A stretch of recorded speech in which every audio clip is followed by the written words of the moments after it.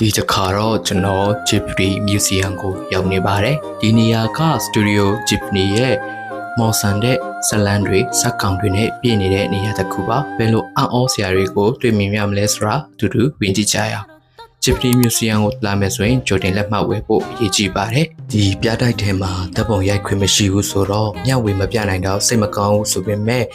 တိုတိုရိုရဲ့လက်ရာတွေ How Movieကစတဲ့ကစက်ရန်တရားတွေနဲ့ Ghibli ရဲ့ထူးခြားတဲ့ animation နည်းပညာတွေကိုကျွန်တော်တို့မျက်ဝါးထင်ထင်မြင်တွေ့ရမှာပါဒီပေါ်မှာဆိုရင်ကျွန်တော်တို့ Castle in the Sky က Robot Soldier ရဲ့ရုပ်ထုရှိတဲ့ Ghibli ကားတွေကြည့်ရင်လည်းဒီနေရာကပို့ပြီးတော့မော်ဆန်တယ်လို့ခန်းစားရပါတယ်ကားဖဲမှာ Ghibli tea မုတ်လေးတွေစားရင်ခဏနားလိုက်တာတော့ကျွန်တော်တို့အကောင်းဆုံးပါပဲ Totoro ရဲ့ cream buff လေးကချစ်စရာကောင်းလို့စားရမှာကိုတော်တော်လေးနှမျောဖို့ကောင်းပါတယ်